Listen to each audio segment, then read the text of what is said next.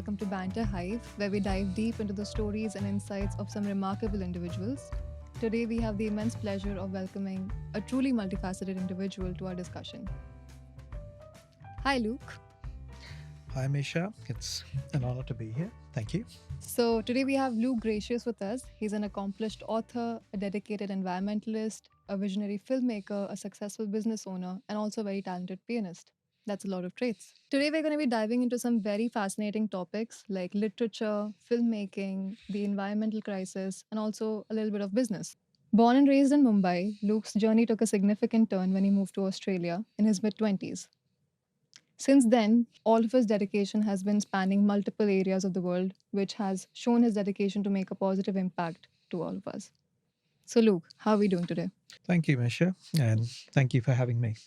I'm good. Had a busy day and really a pleasure to be here. Today, we're going to be diving into some very fascinating topics like literature, filmmaking, the environmental crisis, and also a little bit of business, I suppose. So, the first segment that I would like to dive into is your literary work. Today, I have physical copies of all three books of yours, which I'm really proud to showcase. The first one is The Devil's Prayer, which I believe is the first book you wrote. And although I'm only halfway through this, I'm not an avid reader, but it's truly difficult to put down. And if you're into reading occult or horror fiction, then this is a really good read for you. So, Luke, please tell us a little bit about your journey writing this book. So, The Devil's Prayer was a book that I started out as a film script. I believed very clearly that to do a film script with a lower budget, horror was a great genre. Mainly because in horror, you don't essentially need a very well known cast. And more importantly, blood, gore, a bit of nudity usually is a lot cheaper to shoot than getting a thriller where you actually need well known artists. It does have adult themes. And I've always been a great fan of the Omen. Mm-hmm. It scared the hell out of me as a child, and I thought it would be great to write a Da Vinci Code version of The Omen, because that was another book that I thought was amazing. And so I set out to do that. I also wanted to do chick flick horror. Mm-hmm. Most horror is kinetic horror, Yeah. where you go boo, it's aimed at the male sort of psyche. Chick flick horror is aimed at women. It's a slow burn. And so it's also a very niche market, I think, untapped to a large degree. So that was the start of The Devil's Prayer. It was started out as a film script. Interesting. So, was it a difficult journey for you to translate a film script to a full blown novel? I don't think I was left with a choice. We put the film script out. We actually got it funded very quickly. And then I was brand new in the film industry, and someone decided to change the script because they thought it was just too raw and B grade horror. Mm-hmm. And the funders left because they actually liked the B grade cheap horror. And so once the funders left, I decided to rewrite the book because I felt there was a story to be told. And that's what became The Devil's Prayer. I think it So- must have also given you a larger canvas to work with since you didn't have any producers to please or any specific audience to tap into. In fact, it's interesting you say that, Misha, because a casting director was the one who said you don't have a budget to work with. Hmm. In a horror book, you have the sky's your limit. Unfortunately, that's now come back to bite me because I'm pitching it as a film and my budget is huge. So Of course. Yeah. as you go. That's interesting. And it has some very accurate and vivid imagery of the ancient texts, the Devil's Bible, and also the cathedral churches of Spain. So, was there any controversies that helped, like, surrounded you writing this book? Look, I think right from the start, there was one thing that every religion banks on. If there is no Armageddon or there's no judgment day, then there's nothing to repent for or pay for. Yeah. And so I used that. But there was another aspect that I took right at the start of the book, which was quite interesting. It's just that with every religion, it's not a religious book. I start with that. Mm. With every religion is that when there have been battles, people are quite happy to mess with another man's God. Of course. Yeah. Unfortunately, no one's game to mess with the devil. Yeah. And so one of the key issues with The Devil's Prayer and the sequel is that everything that has survived the test of time in these books, which are real locations, Yeah. have all survived without any reason to survive. And I will raise one in particular, which is Asen's Fortress in Bulgaria. Mm-hmm. Asen's Fortress was a 2-hectare complex, and every single stone was removed out of it except this one place where a deal in the Devil's Prayer was done. And that survived without a stone being touched, and was the Church of the Holy Mother of God. And you Mm-hmm. say it shouldn't be there. It's in the middle of nowhere, and it exists. And yeah, that's it's the case with every single piece of architecture and materials in this artifacts that have remained in this book. Interesting. But can you also give us a little synopsis for the book for our audience? Sure. So the Devil's Prayer is based on um, a woman who wins the lottery, Mm-hmm. and she's a single mother. And when she wins the lottery, her friends decide that they can steal the ticket, and if they steal the ticket, perhaps when they give it back to her and it's found, she will share it with them. Mm. Unfortunately, the difference between having an aspiration of a part of $15 million and you have 5 people, and actually holding that ticket in your hand after you've stolen it, um, you don't know who to trust anymore. That's the first problem. The second thing is that it's very different now that you hold it in your hand to actually share it back with the first person. Yeah.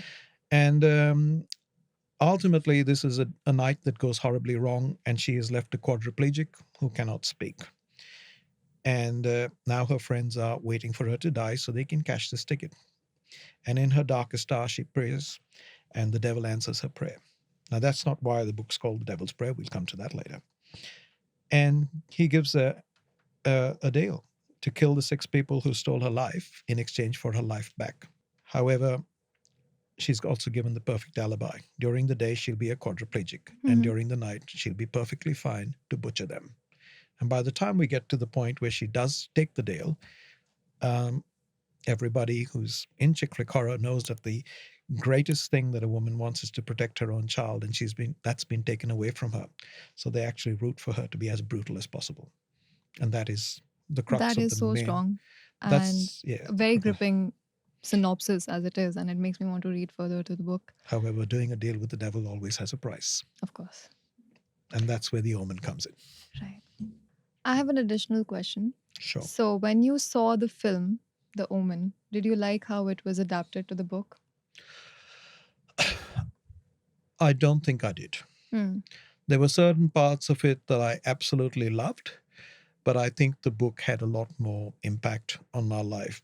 But it's also a different time in my life that I saw it. Of course, yeah. I saw the film a lot later than Hmm. the book, and yeah, it was just a And was it different the world. same with the Da Vinci Code, or was that different? Well, the Da Vinci Code didn't frighten me, Hmm. fortunately. So it was more a case of I think I got a lot more out of the Da Vinci Code as I read it the second time, because I understood better what it was about Of and course, how yeah. much of real history was behind it. And you must have understood the structure of storytelling pretty well back then. Like everything, I took courses. Right.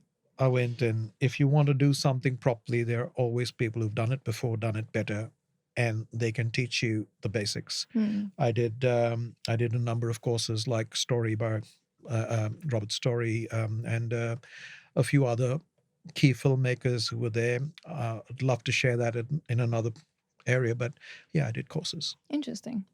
And we also have the sequel to The Devil's Prayer, which is No Shadow Without Light. And this one is a completely different genre. So you went from horror fiction to environmental fiction. And you decided to not only talk about the state of the world, but also give those characters a space in the world building that you had already created for The Devil's Prayer. So, how was the transition to do that? And it's a much heavier and a much more legitimate feeling book. And it's scary for me to even open this. So, just tell me, how was it? Well, the key reason was I have been working in the field of environment for 30 years, and if the omen is frightening, what we know now is horrifying. Of course. It's I think every generation has wanted to leave their children the next generation with a better world, and we know that's going to be highly unlikely Hmm. in our lifetimes. When I wrote the Devil's Prayer, it was to bring out some of the environmental horrors so that it could take it forward. I mean, The Devil's Prayer also has originated from the Codex Gigas. Yeah. So the Codex Gigas is a book that exists in the National Library of Stockholm. Mm-hmm. It is a medieval manuscript which has a history that a monk broke his monastic vows and was sentenced to be walled up alive. And he pleaded with the abbot that if they gave him a night, he would write the entire knowledge of the world. And according to legend, he prayed to the devil, and the devil wrote the Devil's Bible. So you can see this book. It actually exists in the National Library of Sweden. And in exchange, in gratitude, the monk sketched a picture of the devil. This is actually the same picture that has inspired Giotto and Dante Alighieri, which gives us a lot of the imagery we have today of the devil, the horns, and the scale skin, etc. The book has actually has been tested by calligraphers, and they know that it's written by one person. This is also a fact, and it would have taken that one person 30 years. However, they all agree that the handwriting hasn't aged. So if you write over 30 years, your handwriting ages. Yeah. And it's as though it was written in one night. The Devil's Bible has 12 missing pages, which I have suggested contains this apocalyptic text called the Devil's Prayer. Okay. And that's where the Devil's Prayer comes from. It's not from that original segment of a woman who prays and the devil answers her prayer. And that's really the genesis of the Devil's Prayer. What would you like to tell people who are slightly scared of going into this genre? Like people who have prayed to God their whole life, or, who've tried to stay away from the devil, and, for whom this whole topic is a taboo, because this is quite educational and people should read this for a different reason. The book basically talks about God and devil being two sides of the same coin. You can't have God without having the devil. Good doesn't exist without evil. There has to be a balance. And that's exactly what the book talks about, is that for every act of good, there has to be some act of evil. Otherwise, it just doesn't balance out. So there are two sides of the same coin. One doesn't exist without the other. And did anybody, like any friends of yours, anyone that you knew personally, ask you, like, Luke, why are you writing so much about the devil? What happened to you? Not at all. I think that the key with this was that I had chosen a topic that I wanted to reach out, and I saw this as a hook to get a story. As I mentioned with the second book, it's a lot of hard facts. It's a lot of very, very preachy stuff about facts and figures of just where we are today. And to do that, you've got to have some level of storytelling and interest about, having these things in your life. And I think that's where it came from. So, yeah, there are people who have questioned, what it is. But ultimately, it's not about it's not a religious book at all. Yeah. And so the first book was pure fiction, and it must have been a different challenge to create horror with just fiction versus creating horror with real alarming facts and scientific research that you must have undertaken to write this book. So how was the transition like for you? Well, the main thing was that the first book was inspired, or was, as I said, a Da Vinci Code version of The Omen or Rosemary's Baby. Those would be the key things that when people read them, they compared the book to. The second book was written based on a book that probably inspired my entire career, which was Our Common Future. It was a book where Gro Brundtland, the Norwegian Prime Minister, got the best brains of the world together and decided, what do we have today in 1987, and what's our planet going to look like in 2020? Okay. How was their generation going to hand over the world to our generation to run, my generation to run? And I decided I would like to write a book about 2020 in the heart of COVID. What would our world look like when we handed it over to your generation to run in 2040? And when I started actually doing the math, it was not adding up at all. So when you started doing your research for the second book, what were certain things that you came across in terms of, okay, this is something that I can put in the story, but also that scared you? Well, I guess the first step is, I think we talked about the story of I talked to you about the story of Noah's Ark. Yeah. And um, the parable of Noah's Ark is simply Noah was entrusted to get two of every species onto an ark Okay. and protect the thread of life of every species. Mm-hmm. We are Noah, the human race. The ark is planet Earth. It's the only place we know home. If we take these guys like Jeff Bezos and stuff, they've gone into space, but they're nowhere close to giving us a place to go elsewhere in this place. Mm-hmm. This is the only place we know. So this is the ark. We are today modifying the ark. When I was born, there were 3.6 billion people on this planet. Now there are 8, or almost 8. In my lifetime, we've doubled. We've modified this ark in my lifetime to house one species, and every single day we are condemning species to extinction. We know this. And so this I think is just a horribly, horribly wrong thing that's going on. I guess the Omen always had this thing of 666, which was the key. But there is another fact in this, is that there's 10 billion hectares of livable land on this planet. There's actually 15, but 5 is taken up by the glaciers and deserts and things like that. And the premise was that a third of all land should at least be kept aside for the forests and the other species on this planet. And if you look at it from that viewpoint, 6.66 is exactly a third. So there you go. Scary 2/3 to number. us here. It also took you 6 years to write the sequel to this book. Do you think that was a coincidence? Oh, look, I didn't actually get into it. And I think things come to you when the time is right. The time was right in COVID. And a lot of the things were a lot of the facts were based on the shutdown of our entire world, where we actually got to take a stock take of where we were. We saw the problems that we had with air quality, air pollution, and we saw how it all cleared up over COVID when everything stopped, came to a dead standstill. It also gave me time to think about saying, okay, why change genre? And I did, because I wanted to. The first book is pretty much an 18 plus or 21 plus R-rated book. I wanted this second book to come to the 13-year-old. More educative. Like. It is, and also you can't, if you're taking pure science and bringing it in mystery, you can bring, and you take out, so anything that was brutality, anything that was in any which ways more than an adult theme was actually removed from the second book, because I really wanted to reach a wider audience. I think it was more important than having a bestseller was to actually have something that would be of value. So the devil really wanted you to write the second part to this.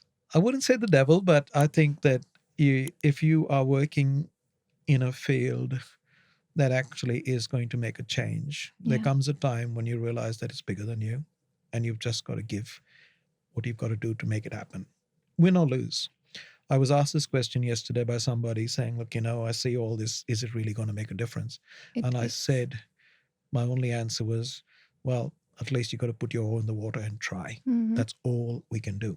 Put our oar in the water and roll like hell. I don't think that it's going to go waste, because you've written a story which has some very interesting characters like Denise Rousseau, her daughter Siobhan Rousseau, and they are going through the horrors of the world, as you've described in the book, which is something that's not too far from all of us. So instead of just giving facts and just, preaching what is happening in the environment, I think you've put in the hard work of creating a gripping story. So I think that's really good. Look, I think one of the things, and I will raise this about the handover, every generation hands over the reins to the next generation. There'll come a time in your life where you'll become the parent and your parent will become the child. Denise Rousseau, the story is created this way because Denise Rousseau hands over the problems that she has created in this world or has brought upon this world to her daughter. It's exactly what our generation is going to do with yours. Whether it's carbon capture, whether it's waste management, whether it's depopulation of the oceans, we're going to do what we do. And at some stage or the other, we're going to go, it's your baby.